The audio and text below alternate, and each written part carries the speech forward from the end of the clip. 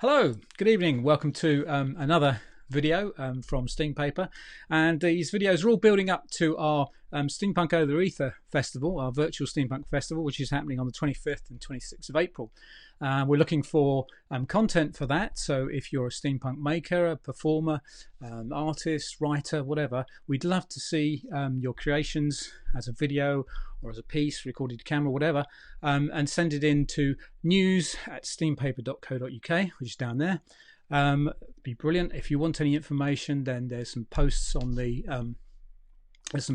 page, and yes, we're still looking for content for that. We've had some really good response from people, so that's good, but we're always looking for more. And what I'm particularly looking for is for stuff from the community, so things like what you're working on, what costume you're working on, what gadgets you're working on, what you're making, workshops, how you did things, stuff like that is brilliant. That's what we want. Well, tonight we've got a fabulous guest, so I'm not going to waste any more time. I'm going to introduce him straight away, and I'm just going to see if he's ready. Let's see if we can catch him. Oh, I think he might be stalled. I might have to press the play button. I'm such a prick. And that's the sort of thing you'd expect from Dr. Geof. So, hello, Dr. Geof. How are you? Hello, Rostov. How you doing, my love? I'm good, thank you. Are you in good spirits there? I can see you are if you're mucking around with play buttons and stuff. Yeah. I keep coming up with new stupid things to do. Is the only problem I've got is too many things to do. But then if I can still find the time to glue some velvet to a piece of circular card with a white triangle in a minute and suspend it in front of the screen and pose there with it for long enough, yeah, we're doing all right. We're doing all right. Good stuff. Good stuff. Well, it's great to talk to you, especially since obviously I haven't got to see you for quite a while. So I've got some questions lined up, but also hopefully we're going to have lots of questions and comments. So from time to time, I will be looking kind of over in this direction, and I'll be looking for comments and questions for people to ask. That people are asking. I've met people. Sorry. I've met people. I know there's lots of people joined us tonight. We've got Greg McNeil. We've got. Porridge. Hello, Porridge. We've got Tom Brown, Andy Arbon, Malika. Yeah, so we've got a few people watching already, which is great. First of all, I wanted to say I did have this question prepared, which was basically, when did you start drawing? And I realised after we spoke briefly earlier that was a stupid question to ask. So what I'm going to ask is a slightly variation on that, which is, was there ever a point at which you stopped drawing for a while, and or did you have you never been able to stop drawing? That's a really good one. Yeah, there was a brief period where I no, that's a lie. Every time you go, I'm going to really concentrate on my physics, or I'm going to really concentrate on something else. You go, yeah, I'll definitely do that. And then in the middle of the day, your brain just like out sideways, and then you find yourself drawing snails racing each other. I like that. So you've been drawing all your life, but when did you kind of start taking it seriously, and what was the trigger for taking it seriously and thinking, oh, I'm an artist now? I don't think there's very few people I know people I admire dearly. And adore their work. Yeah, we don't call ourselves artists. That's weird. That sounds like we're proper or something. I have this ongoing joke with Craig Hallam, where I keep calling him author all the time. I just say, yes, Craig Hallam, author, and I think it freaks people out a bit. Yeah, it's the thing is, unfortunately, every time I try and fill out tax returns or write sort of like little bio bits for exhibitions and stuff, you go, well, I'm not just a cartoonist, and I'm not just a comics writer, and I'm not just a person who makes events. I'm an artist. Yeah, so I think artist has slowly become the sort of catch-all term where we're all forced into after a while. We realise, well, you've made lots of stuff. Shut up and enjoy it. So yeah, I think it kind of kicks in. The big motivation for me starts when I turned 30. Actually, I realised I'd always meant to make comics, and I just not got around to it. I was busy. I'd done a PhD. Fucking excellent, amazing experience. Yeah. And I'd done some other stuff, and I'd started another job, and I was just like, well, but I've just turned 30, and I was meant to do a comic, and it turns out I managed not to get round to it. And so I should probably just do one. I should just do one, because at the end of the day, the difference between being a comic creator and not being a comic creator is those moments where you say something in your brain and you go, oh yeah, the difference is making a comic. Self-publishing is the way I definitely angled in there. But yeah, for me really was, and this other secondary thought, which was, yeah, there's a part of that you go, oh, I'm 30, crikey, that's not when people start doing art. Except I then realised that, of course, if I had the same train of thought when I turned 40, I'd feel like a right plum.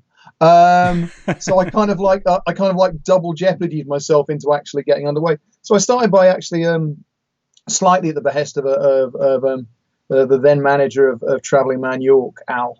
I made a comic. I made the first Fetish Man comic, and then very gradually it blocked out my other time, and then it has taken me in many places. Not just comics. And it's interesting because you call yourself Doctor Geof. That's the moniker you have. But you are actually a doctor. I know it's the best. It's one of the best steampunk jokes. It's so what name are you?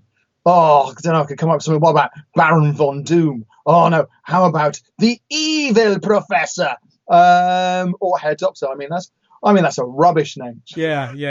He's with us, by the way. So you can say that. Okay, I'm really sorry. I did manage to make I managed to make this, and I'm disgustingly proud of that in such a trivial way. But what I failed to do was to seed my background with things saying Hair Doctor Trap number 3 and stuff like that. That was the plan I didn't manage to achieve because Hair Doctor is an adorable human, and mocking him is a fine undertaking. He's just put the comment "Oi," by the way, which is eloquent as ever. Eloquent as ever. It's simple and direct, yes. So tell us a little bit about what you were doing, just briefly, before rather than being a full-time artist. So what was your job? Because I find that quite fascinating personally.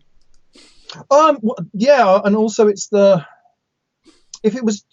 am never going to be as good an illustrator or graphic designer as millions of other people in this world. But then the way I exist, the way I am, is not just the art; it's the ideas, it's the words, it's kind of the sort of the meta comics of it all.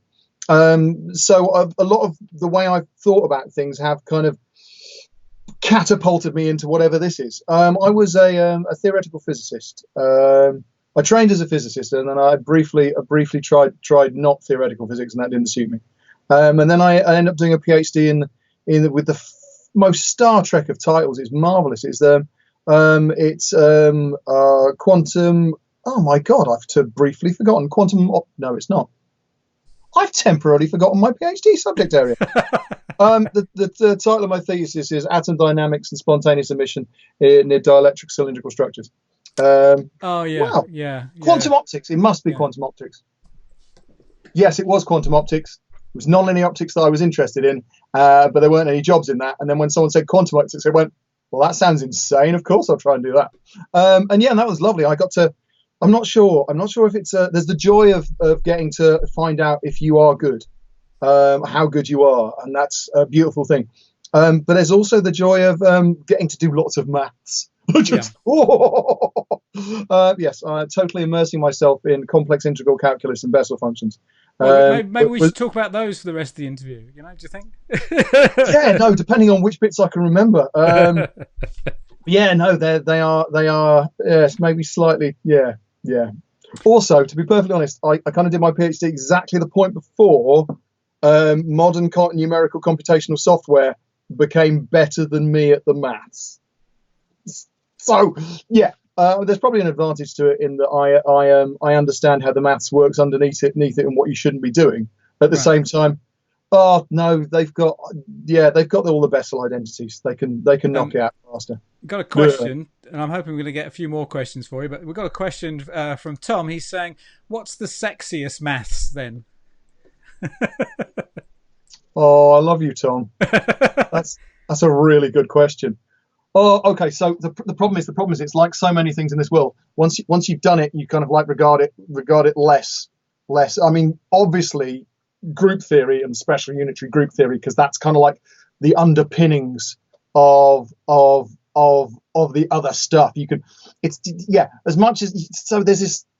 The more maths you do, the more you find out the stuff that you did when you were a kid is it's weirdly becomes relevant again right back at the top, and it gets smaller and smaller. So there's this explosion of notation and more and more letters and more squiggly bits, integral signs and sigmas in my thesis I ran out of letters, including the Greek alphabet, so I stole a couple of I think I started naming functions after my friends at the time, which was someone needed to, but no, as you go further it kind of like it becomes, the word physicists use is elegant, and it is not it's not a great benchmark, because string theory kind of is an exercise in elegance, where you go, oh my god, but the maths is so elegant, it kind of expresses everything, except for the fact that it's not any better than just quantum theory or other things. It's yet to prove itself better than the other theories we have that are a little less elegant. At the same time, they kind of have everything covered and slightly more predictive power. So yeah, it's I think the best math group theory is the one I kind of oh no, but then I fell in love with nonlinear mechanics years ago. So yeah. Right, no, that's a very hard question. I'm glad we've got that one out of the way, because that was one I was, Yeah. What I was going to ask you was, and I've been meaning to ask you this for a long time, actually, and every time I see it, I keep forgetting. Your website is called The Island of Doctor Geof. Yes. Is that a reference to H.G. Wells' The Island of Dr. Moreau, which is obviously an island which is full of weird and wonderful creatures that he's been experimenting on and producing mad stuff? Why do I call myself Dr. Geof? It is not. It's not because steampunk turned up and I went, excellent, I can call myself Dr. Geof. It's more because my friend said you should call yourself Dr. Geof and your website should be called The Island of Dr. Geof, almost immediately after I got my PhD. To which the answer was, yeah, that's quite funny. Yeah, I should do that. And then steampunk turned up and I went, oh, just angle into it, Geof. Just angle in. So yeah, no, it's definitely a Dr. Moreau reference, though. The idea of I occasionally draw maps. Do I have a prototype map of the island of Dr. Geof? Oh no, actually, it's just map drawings, and clearly the island of Dr. Geof was winky shaped because that was funny. Cool. There we go. So I wanted to ask you a little bit about how you got into steampunk in the first place, actually. So what was the trigger for getting into steampunk, and when did that happen?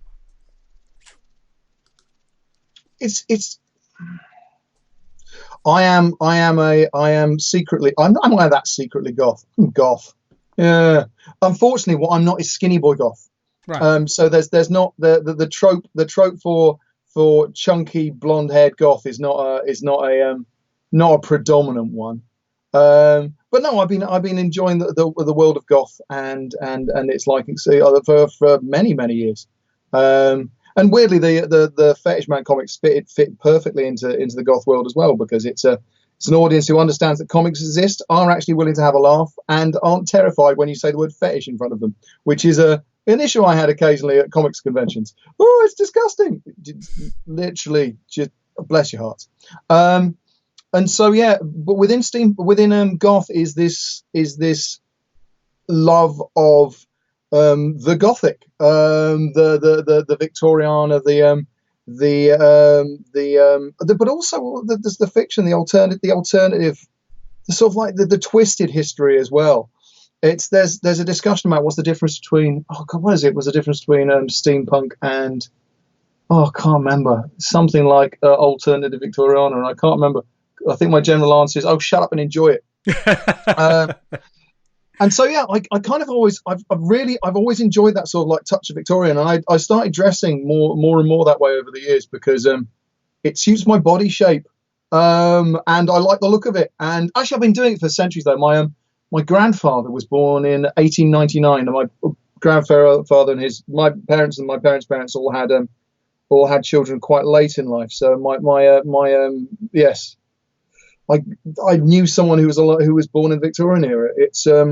And I inherited some of his waistcoats when I was younger, and I loved them dearly. And then all the bits and pieces you have lying around, especially, but in the UK as well, we have these old things lying around, and you look on the back and you go, oh, made in 1883. So yeah, there is a practical engagement with the past as well. But I think I started with a lot of that, and as steampunk kind of hove into view. And let's be clear about this: the steampunk movement, not the steampunk literature, because the literature predates the movement. And then there is a fallow period of the 90s and until very early 2000s. And then I think it's actually my friend Toby who said, "Have you heard about this thing called steampunk?" Right at the point where the PC modding community was going. It's when PCs were, even today, PCs, especially tower PCs, are barely exciting in a design sense. And the PC modding communities were going, we could make them in a milk crate. My friend always wanted to make one out of like 2 sheets of Perspex and 4 inches thick. You should, Pat. You should. Right. And the PC modding community had started going, well, why don't we make a Victorian laptop? So it's barely steampunk at this point because it's the very first asylum. It's the bit where you start meeting and hanging out with people who are enjoying the thing you enjoyed, and you didn't have a name for it, but you were madly excited by it, and you just wanted to gibber at each other and go, "This is so lovely!" And I think it's established itself in the steampunk culture, that level of what is the standard social interaction of steampunks? It's going up to each other and going, "Your outfit's so good," which is why the steampunk scene is adorable at times. I think there's a lot of crossover between the Victorian look and ethic and naughtiness.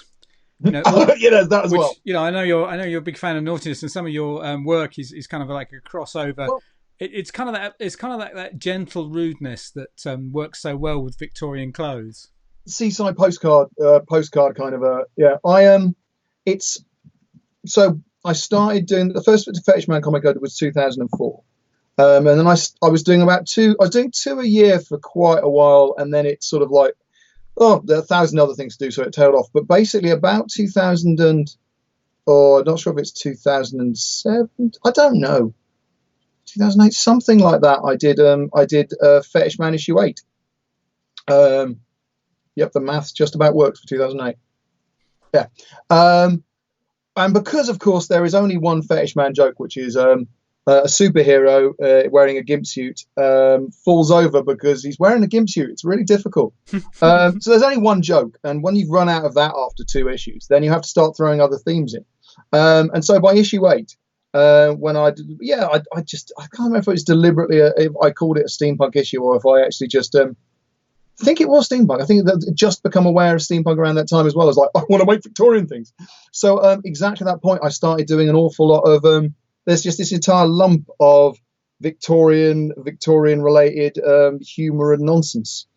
Followed shortly by, I got to do I don't understand my art career. The nice thing is that the more I chat to other artists, the more I find out that none of us understand our art career, so it's actually fine.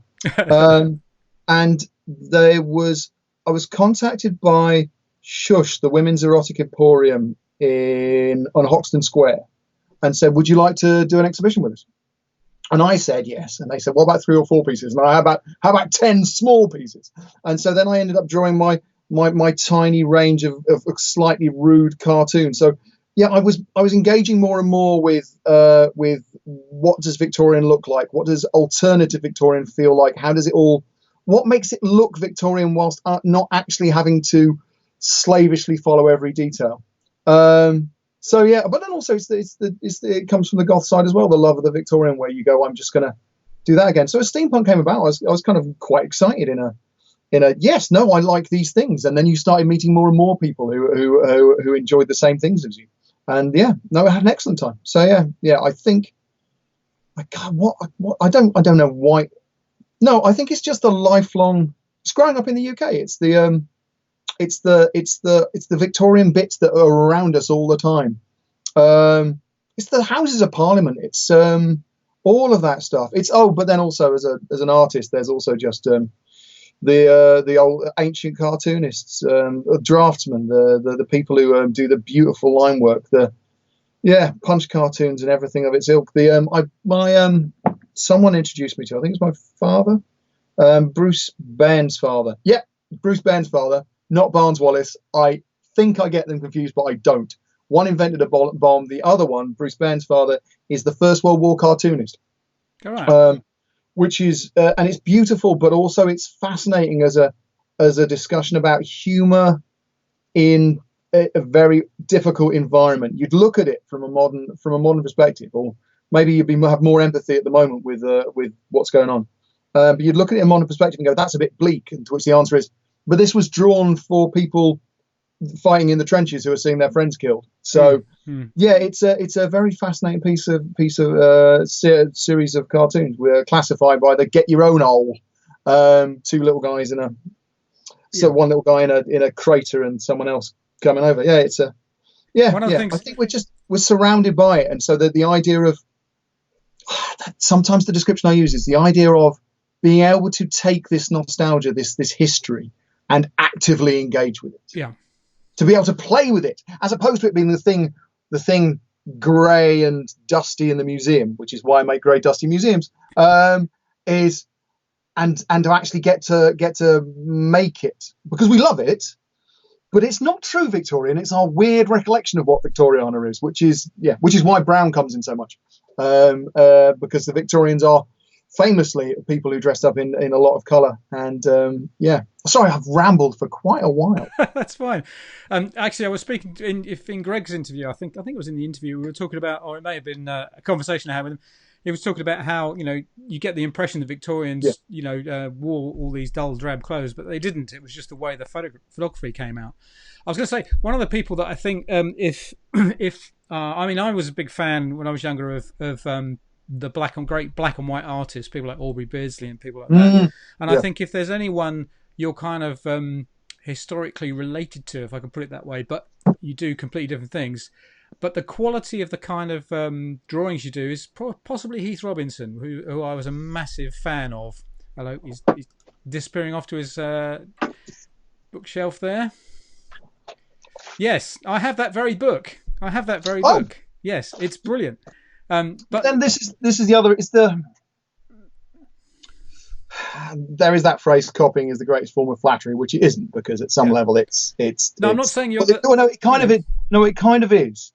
It depends what you do. If you're copying it and then pretending it's yours, and then that's terrible. There is a level at which, if you adore something, if you love something, play with it, enjoy it, go there and see how the lines work, and excitedly love it as hard as you possibly can. And the comics I have around the place. I was Uderzo of Asterix fan. Asterisk, yeah. Died Rene died the last week, I think, week before. It's one of the reasons I do comics is partly because of Asterix. There's an elegance to it, and of course you should try drawing Asterix. Try seeing how those lines work. Explore, get your fingers in it, and go like this. No, Heath Robinson obviously as well, and then there's some other stuff. Yeah, there's lots of people like that. I mean, I just liked, part of the reason I liked it was because I could never draw anything like that. But I loved the black and white work. It was terrific. But the thing about Heath Robinson, he was very commercial as well. He did all sorts of different styles, which I found fascinating as well. So people know him for his weird inventions, but he's actually quite capable of drawing in about half a dozen different styles. He was so talented. Well, it's being an artist in different eras of history. Yeah. I think one of the vital things to do is to figure out what era you're in. Sorry, this isn't supposed to come across as condescending or rubbish. Yeah. But try and live in the era you're in. Yes. And at the time Heath Robinson's working, you are a professional draftsman, you are a professional artist, and these are the other things you can do. So that's why. Whereas there wouldn't really be a role for a man training as a physicist 30 years ago and then completely dropping it, and unless I suddenly got really lucky and just got a spot in a newspaper for the rest of time. Do you know what I mean? The weird way I've gone about this of making things I wanted to make and hoping people would buy them off us. Yeah. Couple of people. Couple of people are mentioning artists. So there's obviously Gory, who's obviously a fairly big. I mean, I love his work. Adams and Giles. I nearly met a couple of cartoonists. I do. Thelwell's one of my favourites as well. Right, yes. It's gentle humour, but honestly, no one else has ever drawn ponies that well. It's true. I did like Thelwell. It was kind of a guilty pleasure because I felt I shouldn't like drawings about ponies, and girls on ponies. No, that sounded wrong. No, I shouldn't like drawings of ponies because that's not a thing that a man should do. But I did love his work, and Giles, I've always loved his cartoons, and Gory is brilliant. I grew up with these things around me and an elegance of line work. There's and shape and it's fortunate. My dad was a architect, interior designer, and taught for a while. Didn't really teach me that well because he didn't want to. He wanted it to be organic. But there's bits and pieces I picked up. But then more than that, I was surrounded by bits and pieces of beautiful little bits here and there. There's a lady called Joyce Conway Evans who does tapestry and other work, modern textile work, art, and has done for years. But we had a couple of massive pieces she did about people rowing, and they are an elegant demonstration of the line of action. The difference between actual anatomical exactness and intent in a cartoon form. Roadrunner, if you want my accurate descriptions of how I feel art, some of the power behind art, the Roadrunner cartoons are kind of stunning. The distortion of the bodies, but they give more life to those creatures than you get in so many of the modern pure CGI. Yeah. Because it's the uncanny valley part. If the more you angle into trying to perfect the number of hairs on someone's face, the more you kind of make it harder for yourself when you could just make something that doesn't anatomically work quite that well. Yeah. At the same time gives an impression of anima, of life, of vivacity. I think what's interesting is the way that humans tend to join the dots. So you can provide kind of it's the same with books and writing. You can provide the framework, and you don't have to fill in all the bits because the brain, the reader's brain or the viewer's brain will actually fill in those bits for you. And sometimes, less is more. It's a very overused phrase, but it's very true. I think. Oh no, it absolutely is true. It's I'm not who are your contemporaries, Geoff? Who are your peers? And the answer is I don't know. But I am very interested in. I'm very interested in advertising. I'm very interested in animation. I'm very interested in. We live in a world of signs and signifiers, and so therefore, and advertising. Okay, one of the other joys about drawing steampunk stuff, Victorian related stuff, is it's much younger days of the advertising medium. There's a certain tone of voice that is lacking any of the modern subtlety. And that's such a lovely tone of voice to play with modern concepts. As an environment for modern satire, steampunk is it's an exquisite little pool of things. Yeah. There's a man who may currently be writing more fake adverts. Yeah. It's one of the things, I used to collect a lot of early advertising books and examples of typography and advertising. I used to collect a lot of them. But one of the things I liked was that if you bought a book in around the 1900s or 1920s about how to create an advert, it would tell you exactly how to do it. Whereas if you bought a book in the sort of 60s and 70s, it would say, well, you need to get this flavour, and you need to kind of think about these issues, and you need to maybe do this, that, and the other. In the sort of like 1900s to 20s, they were like, this is what you do. You do this, this, and this, and you have an advert. And it's I love that.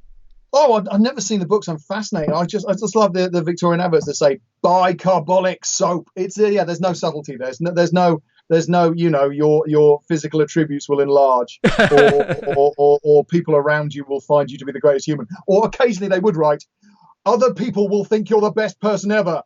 Buy this. So there's it's not just the images, it's the language, but it's the heart of it is its signs and signifiers. It's the trying to make the things that make humans think of a thing. I mean, the best summary can only ever be my way of drawing feet. Right. Yes.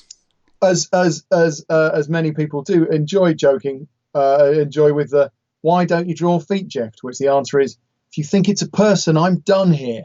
If I've managed to express emotion and some kind of life without even drawing, we're talking about artists again. Quentin Blake.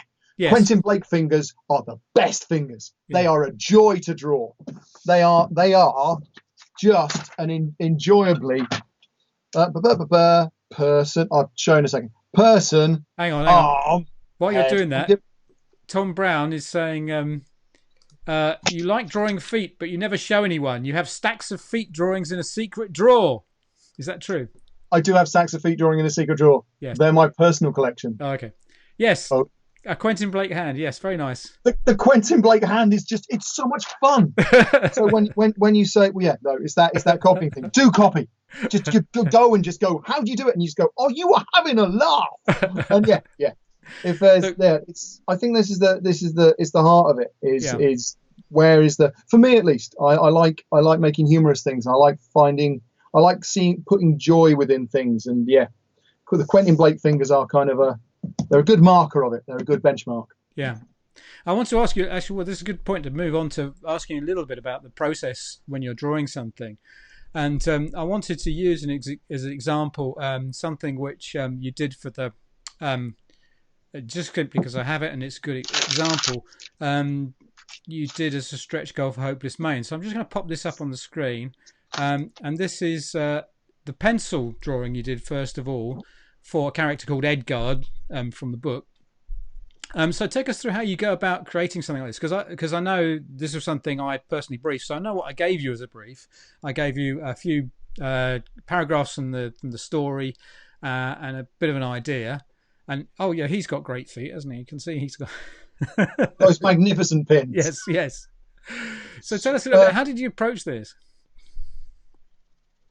They all come differently. Yeah. Each time, partly sometimes it's just the thing that's in the back of your head, and you just go this but there was a few lines you put in about there's a lumpedness, there's obviously a strength there to do with the what he actually gets up to, the sort of the climbing and the rigging and it's naval related, it's something to do with that, but then also there's the boils and buboes and the lumps, but also that's a natural part of the era as well that you kind of want to bind in. So yeah. It's trying to take your idea and then your words and the heart of the idea and try and go, I think he could work like this.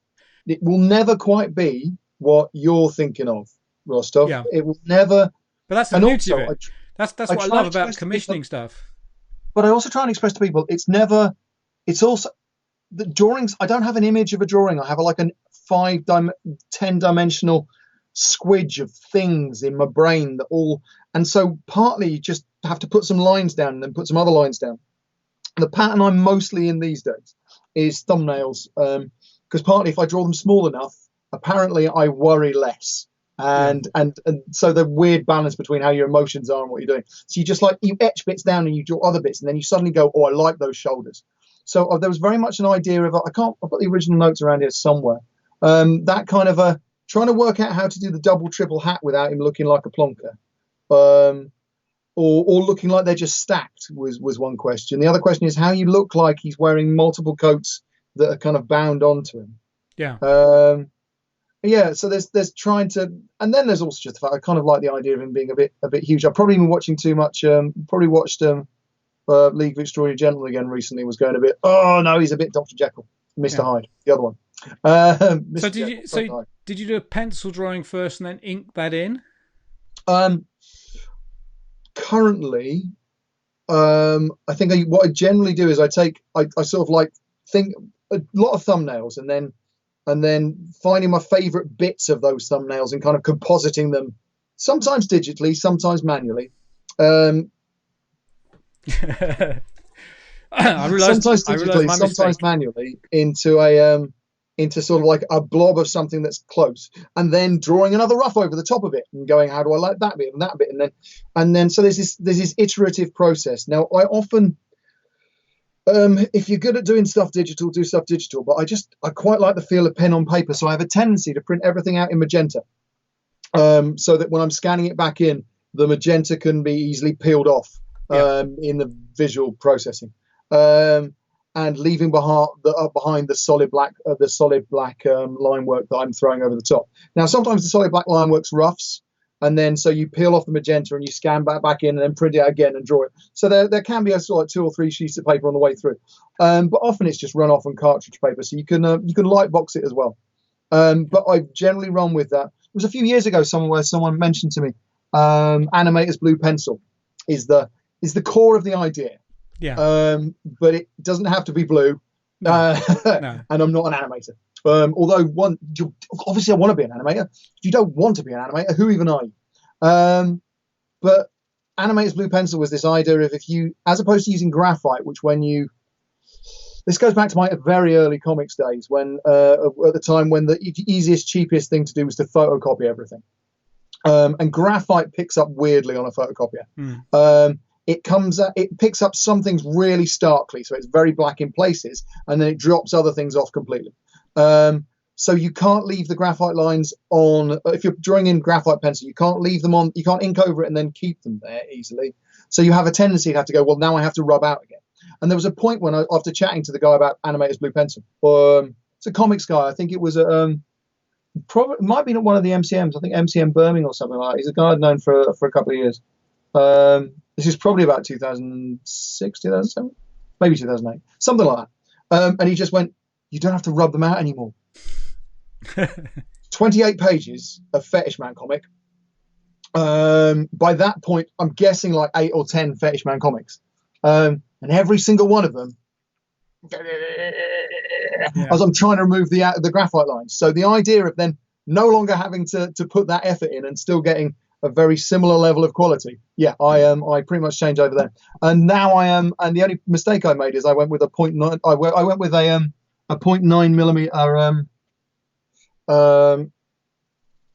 propelling pencil, mechanical pencil. Yeah. And started buying leads for it. And unfortunately, the industry has gone for 0.5 and 0.13 now. I think that's it. So now finding the leads at 0.9, it's become tricky. I will have to change out at some point. But I like a slightly broader lead, because it means you can get a little bit of a rounded point. It's not all tiny lines. You can get some slightly broader lines into it. But yeah, it's basically coloured pencil and then inked over the top and then scanned in to sort of like to extract the black line work. Now a lot of your stuff, I'm just going to bring this back up again. Actually, a lot of your stuff is done in black and white, but this particular one was done in colour. So how do you colour it up once you've what are you using? What methods? Is it watercolours? Is it inks? How you doing it? I try there's a couple of different ways around that I'm happy with. Sometimes it's just click and fill, just the like paint by numbers. Well, it's not. You have to choose colours and stuff, and that gives a good solid like comicsy kind of a feeling. A little bit laborious at times. I'm right on the cusp of weighing up new methods, but this one and a lot of things I've done previously, watercolor. Yeah. Not a question of printing out black and then colouring that in, but weirdly printing out the magenta again. Have I got one around the place? Probably somewhere.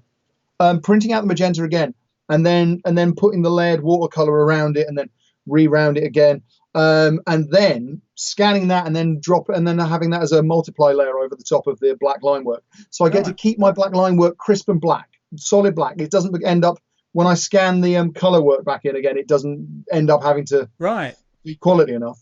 Because that's what I want from my art. I love that really solid comicsy line. I'm going to just put that back up so we can see that. So you've got that there, and then when you drop the colour in, they've still got that lovely black quality of line work. Very nice. And then because I'm dropping the second, so if you can imagine, it's like 3 layers. There's the bottom layer is when I reach the colouring stage, the bottom layer is this kind of solid black line work, and then the immediate layer above it is the watercolor. So I scan that again, and then you have to do some image registration to tweak it to make it lay out. In my heart, I have a feeling that my scanner skews things by about half a degree. Because as they come out, I go like this. Oh, yeah, that's wrong. And I can't just rotate it right. Oh, you cheeky bastard. So yeah, the second layer is the color, but then the advantage, and you do it as a multiply layer. So basically the black multiplied by anything is a 0 multiplied by anything. So the maths of it means it remains perfect black. And then you can adjust the degree at which you want that color, the intensity of that color. And then you can also add into the mix other kind of paper textures, which if you're doing for fake Victorian stuff, yeah, perfect. Scan the back of the book. It's exactly you want that foxing texture. You want those little points of rust. You want that paper that's gone. It's not brown. It's not brown. It's an ochre cream that fades into white. Yeah, you need to keep and a touch of grey in it as well. So there's that, and then yeah, you scan the backs of books, you scan documents you find lying around, you scan old tickets that are pretty. You scan, you get your own, dye pieces of paper, rip them up, scan them again, and then use them as a base color. I think I have, yeah, there's an awful lot of playing around. Yeah, I mean, I think that's something which I think that's something which a lot of creative people do, and especially illustrators and is basically collect lots of source material and lots of different things and pick up on stuff. One of my favourite books was a book that Paul Smith, the fashion designer, wrote, which was I think he said that you can find inspiration in anything, and if you don't look again, and it's full of amazingly wonderful stuff. And but I like that because I mean one of the key things I think he says and lots of other people say is you keep a notebook and you cut stuff out and you stick it in there, you make drawings, you do stuff, and that way you kind of have all these different ideas and one day you go back to them and that becomes the basis of your next big thing. At the point where I gave up drawing for a little bit, I got back into painting tiny miniatures, and it kind of overlapped with becoming suddenly very interested in rust. Because we discard it. It's the rubbish we throw away. It's the problem on the railway line. It's that, oh, it's all broken down and it's rubbish. It's gone rusty. Oh, what a mistake. And stare at it. And then try and replicate it. Yeah. Try and paint that.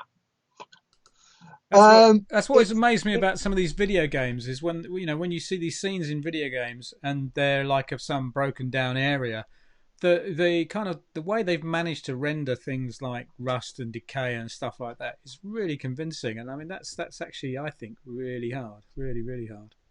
Anyway, it's a study in itself, and it's for me I'd phrase it as it's the stuff that comes in at the side of your eye. Yeah.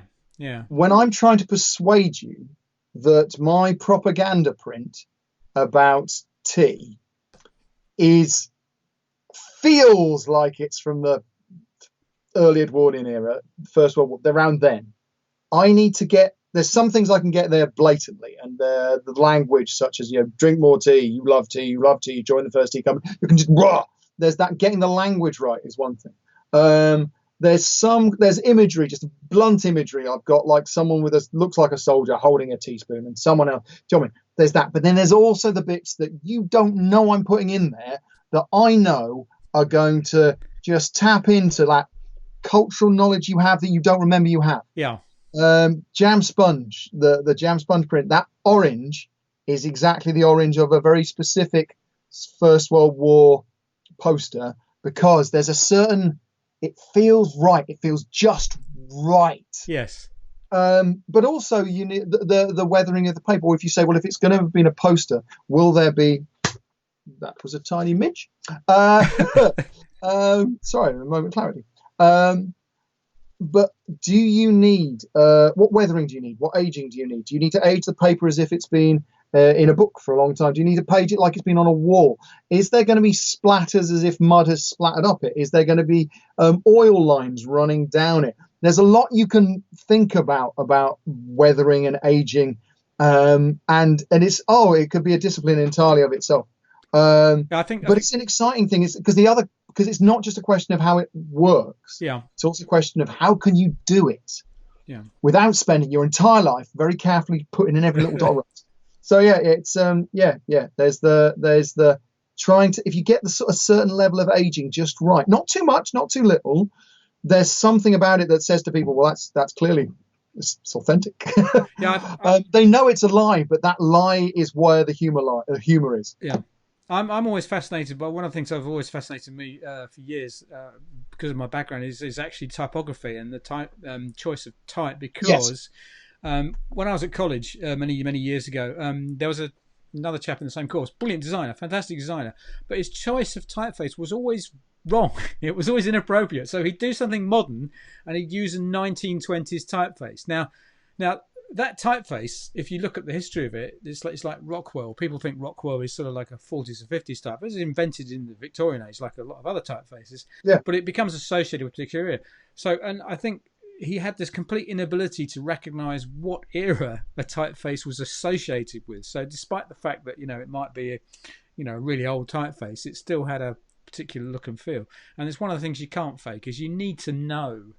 You need to have that feel for typography. Otherwise, when you put a piece of type on, it'll just mess everything else you've done up. I looked very hard to find exactly the right font for the first T Company stuff as I was doing it for that issue of Fetish Man. Yeah. Because the British Army do not change something that works.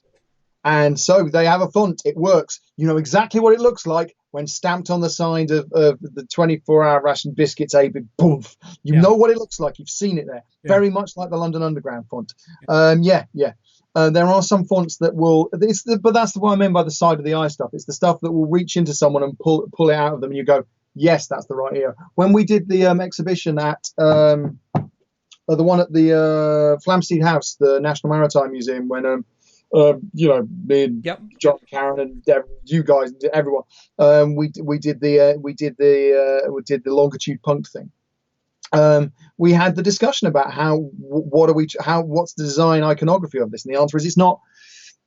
Okay, so to be very technical, I've come to use steampunk to mean fake historical nonsense because we don't actually know exactly what Victorian looks like. It's very much built on what our perception of Victorian is. Yes. So there's a fudge there as well. But also, I figure you just kind of probably should group a lot of it together. Otherwise, we're all playing in groups of 5 and 6 and rather just hang out together. So for the longitude punct, it was very much like, well, what is the design typeface of the late 1700s, early 1800s? Because that's the era we want to represent, and it's slightly more scrolly text than that. There's not prints not as established. It's not the Victorian font faces. This is what really got me. Is the more you looked at it, you realise that the alignment of text is generally central. It's like tombstones. Yeah. Ornaments are very much like they were stone things that were drawn, because that was the reference being made at the time. Yeah. Yeah, I mean, what's quite interesting as well is that you can take some things which we know are Victorian, and you can show them today, and people go, "No, that's not Victorian. That's from a few years ago." The typefaces, because they had typefaces which we now consider modern.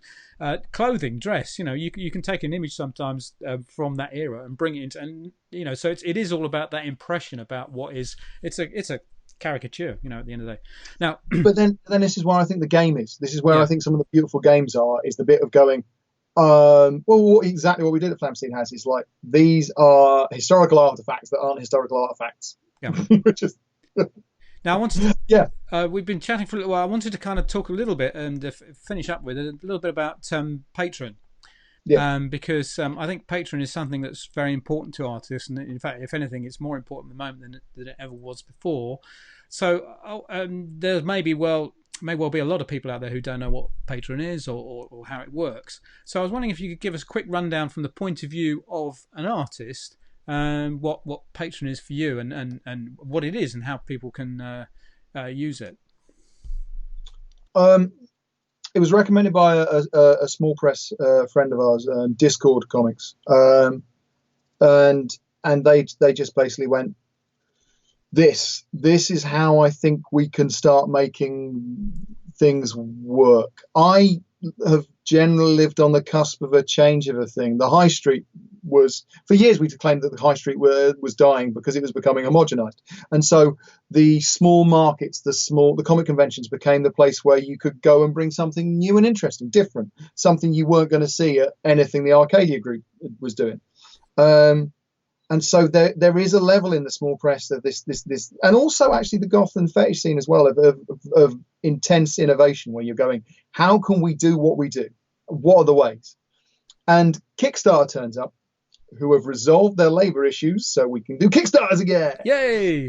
They've got a union. Yeah, get in. Cool. Good on them.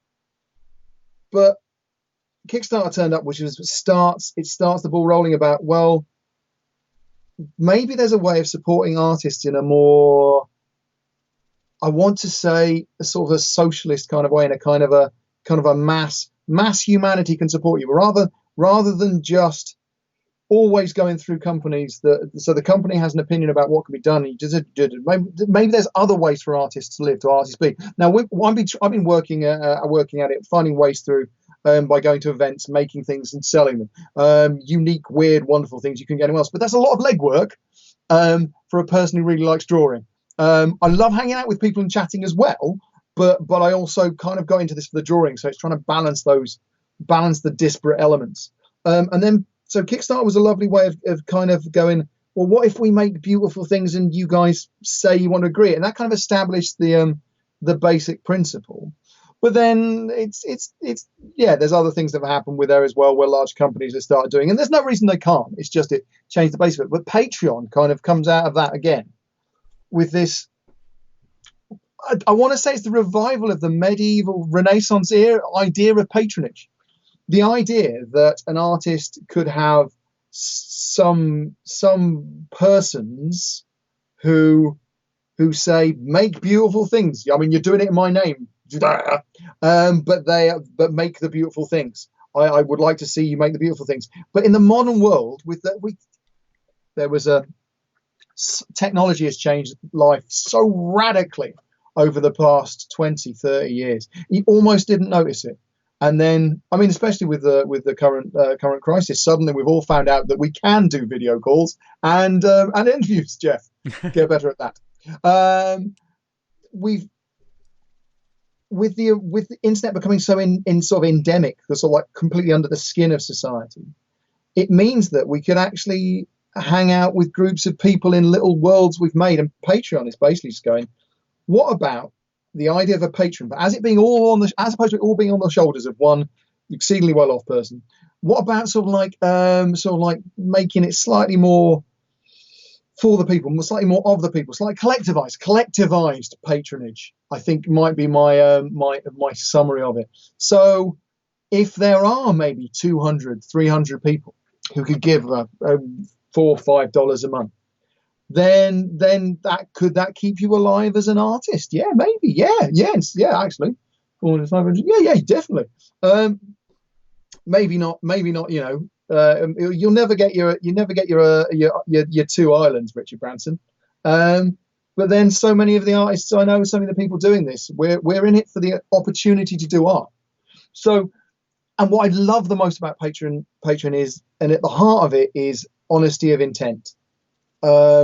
It's an opportunity for an artist or a creator of any description to say, I wish to make beautiful things. And I will try my darndest to make more beautiful things, but Charlotte corrected me about this a few times. It's important to get this right. It's to do with, I will make beautiful things. Now, maybe you can have some say in it, but maybe it's more important that I just get to make the things I never get the chance to make, because I'm busy going, well, this won't sell if I make it. Maybe this is I better get some commercial work in first. So the fact is that there are 50 people who are currently helping me make beautiful, weird, wonderful things. And I know that they've bought out a chunk of my time each month that I can just dedicate to trying to make the silly, the beautiful, the things that I would not have time to do and might not actually naturally fall into a comic or into a print or something. It's a genuine attitude from the part of the artist, the creator, to say, I wish to make these things. And I will be so thankful if you'd help me. And you don't have to. Obviously, you don't have to. and I will try and reward you in return for this. And there's other systems for it. And then the genuineness on the part of the people going, we don't have to do this monthly commitment supporting you, but we will, because we feel that it's going to help you make beautiful things that we want to see. And you are doing things that are intended. So you can. The practicality of Patreon is you throw some rewards. Something in there is a way of sort of like honouring your intent.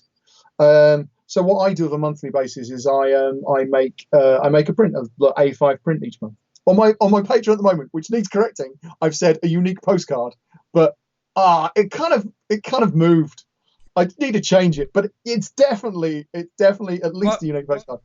Sorry, Geoff, while you're there, I'm just going to pop up on screen.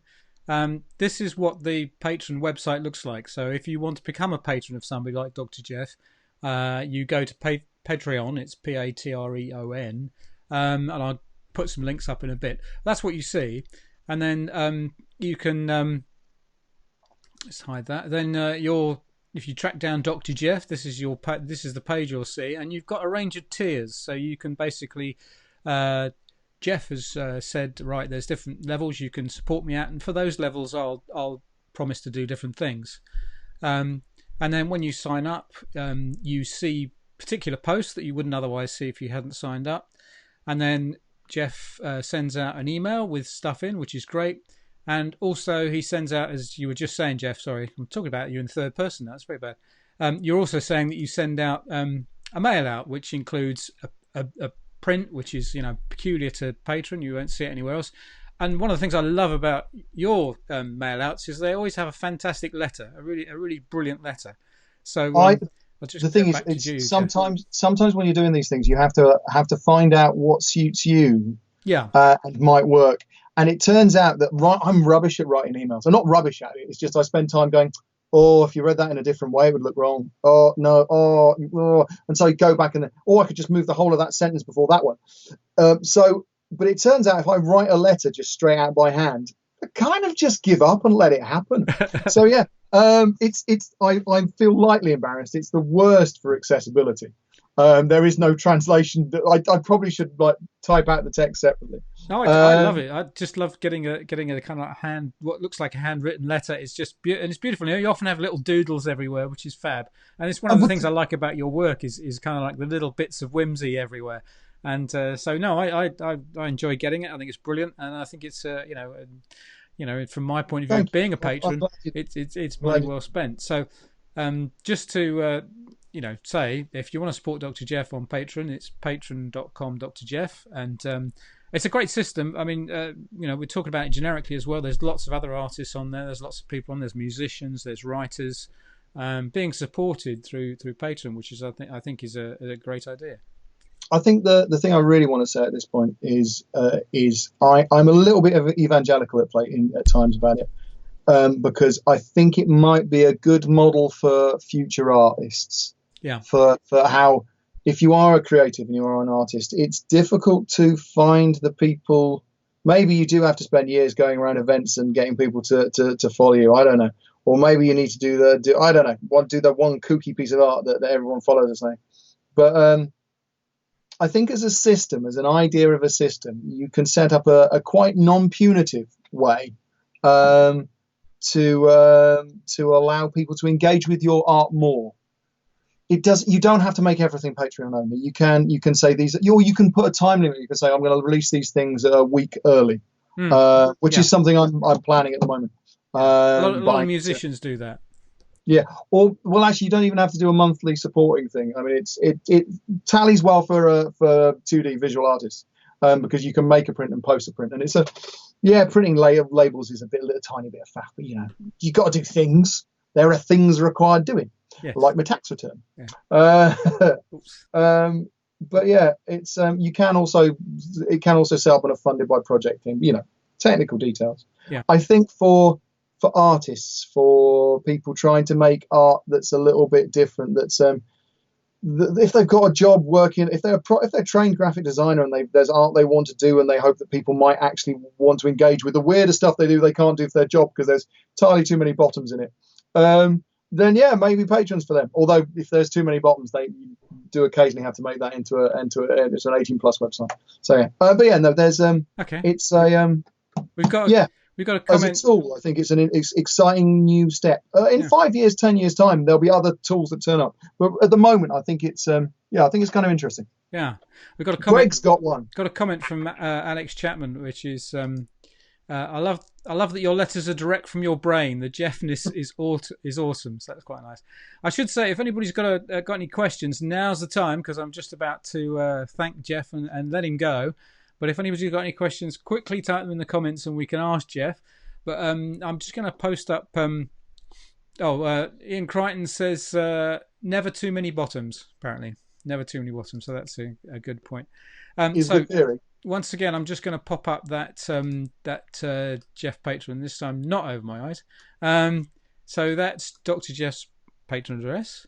If you want to catch him on Instagram, is that right, Geof? You do a lot of stuff on Instagram. Instagram is one the thing is, you can spend an entire life on social media. Yeah. So you have to pick your vices. Yeah. Facebook I do a little bit of, but probably not as much as I should be doing. Although I might actually be. I've got some plans for the first tea company coming up, so I'll be back on there in a bit. Cool. But Instagram's my vice. Instagram's the one I go on too often. So Okay. yeah. And then finally, there's your website, drgeof.co.uk. The one that needs fixing. Yeah. It's almost fixed. It's almost fixed. Yeah. I heard that there's a reason why everyone's staying indoors at the moment. That means I should get around fixing it. Yeah. Maybe. Yeah. Well, I mean, that's the great thing about Patreon. Is a great way to support artists and so on at this point in time when there aren't any events or aren't any gigs. It's in the UK. It's there's people who've lost their jobs and it's tricky. But in America, there's artists I know across there, and it's going to be really quite tough. So yeah. So we've got a question from Greg Rick McNeil, which is what is your favourite piece of art what's your favourite piece you've ever made? That's a tricky question, isn't it? I think sod off is what you deserve for that, Greg. Sod off.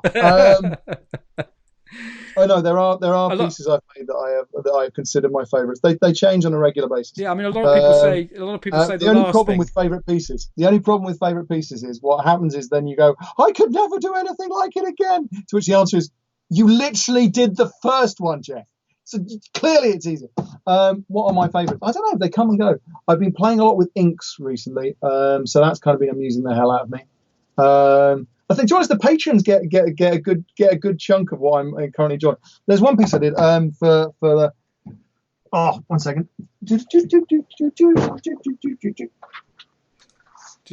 talk amongst yourselves. We'll be back in a minute, don't we? I think that's sort of like drifting into being one of my favourites. Is that upright? Yeah. Upright. Oh, very nice. Yeah. Incidentally, which was one of my earlier Patreon ones because it's things you do where you go. Sometimes it's. I also play the trombone. Very quick aside. Go away from that again. I remember watching a concert once and noticing that I was enjoying it from a certain point of view. The point of view is the trombonist going, "Oh my God, you're so good! I could never play those notes that fast." And to which the other answer was, "Yeah, but do you want to? I mean, it's brilliant. I mean, but what do you want to do?" And so sometimes you're challenging yourself in technical ways, and sometimes you're just challenging casual forms you got into. So the piece I just showed was partly me going, "What if all the lines don't connect up and I just do it a bit like this?" So yeah, like that was quite a joy. I don't know, one of my favourite recent pieces. I don't know. I quite like weirdly the goblin, the grot hitting someone with a spanner for the Udizo piece. I was quite pleased with that, as it's kind of me getting to look at. I was watching Asterix again and thinking, going, "Oh yeah," it's kind of a textbook discussion of how comics can be, the real guts of comics. So yeah. Yeah. No, it comes and goes. It changes. I do need to wrap this up. But I've got one last little thing, which is, we'll need to keep this fairly short. Is basically, what can we expect from Dr. Geof in the near immediate future, kind of time scale? What I want to do is I want to get up little bundles of comics on the web shop. They're not there now. Not there now. Give it a couple of days. I want to do little bundles of comics so that people who are trapped indoors can have can have a large quantity of reading material. I also want to start. I want to do some mail outs for people, some printouts for people. So, like a weekly release that goes a week early on Patreon and then goes live to the general public a week later. Of just gather together things like the Cats with Tanks and do 3 or 4 pages of those, or the things to make and do section at the back of the Fetishman comics. Yeah. Things to keep people occupied during their time indoors. Because that's the kind of stuff I like doing. The things to make and do, the weird paper cutout nonsense. So I figure this is a time to share and go. And so I'll be digging out some old stuff. There's some stuff that people haven't seen because they were just done for a flyer for one event that went past. So little bits and pieces like that. Those are the next 2 things I'm definitely doing. And then there's other stuff I'm working on as well. I think this is the year where I really should finally do the Great Tea Referendum book, the one that the referenda books. Yes. Book. Yeah. To gather those things. So there's things. Unfortunately, I finished a job 3 weeks ago, and then had 2 other jobs turn up, and just as kind of been chasing myself for about 3 weeks. Added to which, I heard there's a massive collective trauma that's happened to society, and we should all be a little bit kind to ourselves right now if we go, "Oh, why did I do nothing today?" Because today was hard. Yeah. It's fine. Cool. Well, I must say it's been an absolute pleasure as always to talk to you. And I love the chatting with you as well. The nicest thing about doing this interview is this is probably the longest chat I ever had with you. To be honest, one of the things I loathe about how I end up doing things is I used to do event after event, and then I ended up just there was never time to chat enough with people. Yeah. And so one of the things I'm trying to do with my business at the moment, I think one of the things I'm trying to work out with the Patreon and with the First Tea Company bit as well, is how to do the other thing that I quite enjoy doing, which is community, with shenanigans, games, people. And I've been lightly neglectful of that side of my artistry, if we could call it that. Yes. But I'm gonna work slightly harder. Chat more, do more things. Good. You should probably be a guest officer at some point. Well, I'm very proud of the fact that I am the First Tea Company's official 5th columnist, seeing as how I drink coffee and never touch tea. So that's I'm always very proud. No. Remember to say I drink tea. Oh yes, I do drink tea. Yeah, I do drink tea. Yeah. Tea. Yes. Okay. Oh, you're the worst 5th columnist we've got. It's just. What can I say? I'll take it more seriously next time. Anyway, it's been an take it seriously or ruin everything.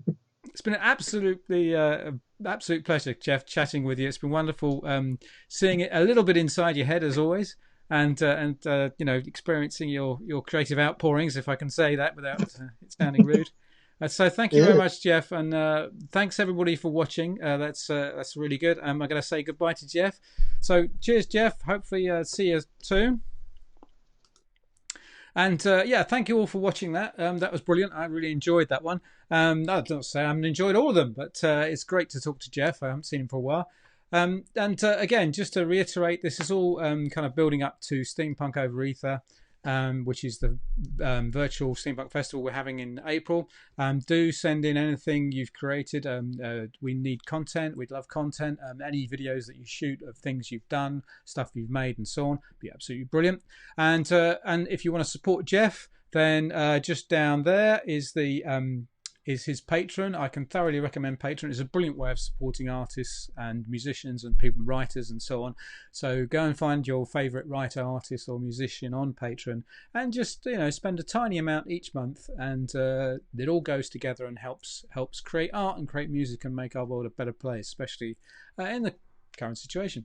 So thanks very much. We've got some great stuff lined up. Tomorrow night I think I'm going to be talking to the Cthulhu party, so that's going to be quite exciting. Friday I'm hoping to talk to some comic creators. Next week we've got Mr. B on the radar, I believe, so that's going to be exciting. So all sorts of stuff happening soon. Thanks very much for watching. Don't forget Steampunk Over Ether. Don't forget to send that content in. Thank you.